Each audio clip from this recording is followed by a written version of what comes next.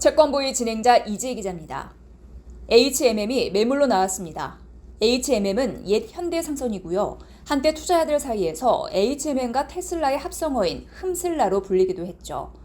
국내 최대 해운사인 HMM의 최대 주주는 정부라 해도 틀리지 않아요. 1대 지주 20.69% 지분율의 KDB 산업은행과 19.96% 2대 지주 해양진흥공사 줄여서 해진공입니다. 합해서 40% 정도인데 이들의 주요 주주가 기획재정부이죠. 최근 정부는 HMM을 올해 안에 매각하기로 했습니다. 산업은행과 해진공이 보유한 HMM 지분을 팔기로 한 것이죠. 올해 안이 적기라 생각했을 겁니다. 좋은 가격에 팔아야 하니까요. HMM은 코로나 특수로 인해 작년 영업이익이 10조 원 가까이 늘어나기도 했는데요.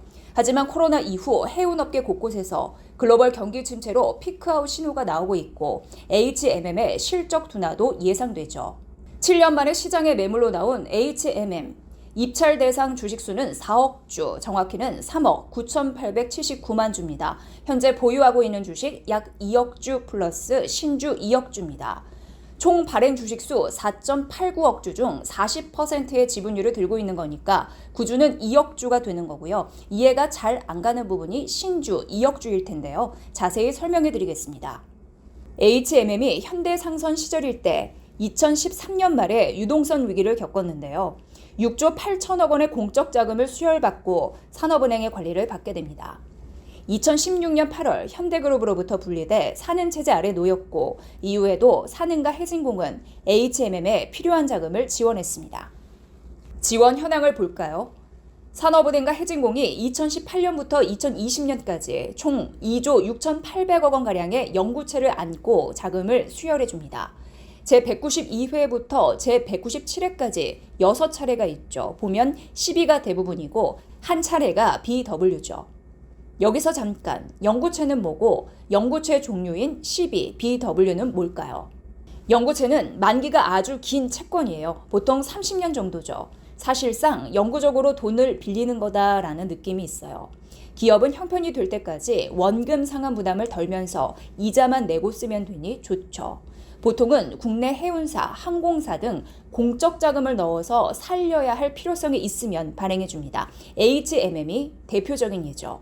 CB 전환사채, BW, 신주 인수권부 사채, 주식으로 전환될 수 있는 특수한 채권으로 생각하면 됩니다. 주식 전환 옵션이 붙어 있는 거예요. 그런데 CB 전환사채에는 돈 빌린 기업이 조기 상환, 콜옵션을 할 수 있게끔 하는 옵션이 붙어 있고요. 이렇게 안 하면 스텝업 조항도 있을 수 있습니다. 정해둔 기간이 지나면 이자율이 늘어나는 거예요. 산업은행과 해진공이 보유한 HMM 연구체 현황을 다시 보시죠. 정부가 HMM을 올해 안에 매각하기 위해서는 총 2조 6,800억 원에서 23년 그러니까 올해 10월 스텝업 조항이 걸린 제192의 12와 제193의 BW 물량을 해결해야 하는데 각각 4천억 원, 6천억 원, 그래서 총 1조입니다. 이 1조 원 규모를 주식으로 전환해서 매각하는 건데 이게 신주수로 2억 주입니다. 그래서 앞에서 설명한 구주 2억 주에 신주 2억 주 해서 총 4억 주를 판다는 얘기가 되는 겁니다. 이 매각 공고를 보고 HMM의 주가가 급락하고 있습니다. HMM은 1조 원치, 그러니까 2억 주에 엄청난 주식수가 늘어나는 거니까 주주 가치가 희석되죠. 주가 떨어지니 주주들도 싫겠죠. 지난 21일과 24일 이틀만 해도 13% 이상 급락을 했으니까요. 그래서 주주들은 HMM이 현금도 15조 원 갖고 있을 정도로 두둑한데 조기 상환을 바랬던 겁니다. 최근 미래에셋증권은 높아진 주가 희석 가능성을 분석하며 목표 주가를 2만 원으로 낮춰잡기로 했습니다.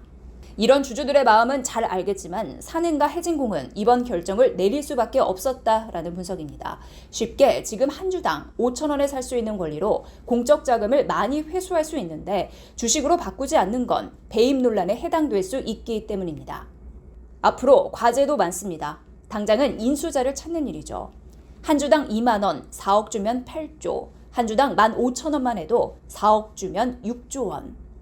HMM 몸값이 6조에서 8조 사이 범위라 치면 자금력을 갖춘 대기업들 위주가 될 것으로 보입니다. 최근 하림그룹, 이전에 SM, 삼나 마이다스 그룹 등이 거론이 되기도 했죠. 그 어떤 기업이 HMM을 인수해도 남은 연구체 물량 리스크는 안고 가야 합니다. 이번에 1조 부담을 던다 해도 앞으로도 1조 6,800억 원의 잔여 물량이 주식으로 전환될 가능성을 안고 있기 때문입니다. HMM의 새 주인은 누가 될까요? 이번 입찰은 다음 달 21일 마감됩니다. 앞으로도 계속될 HMM의 영구채 이슈, 채권부에서 계속 지켜볼게요.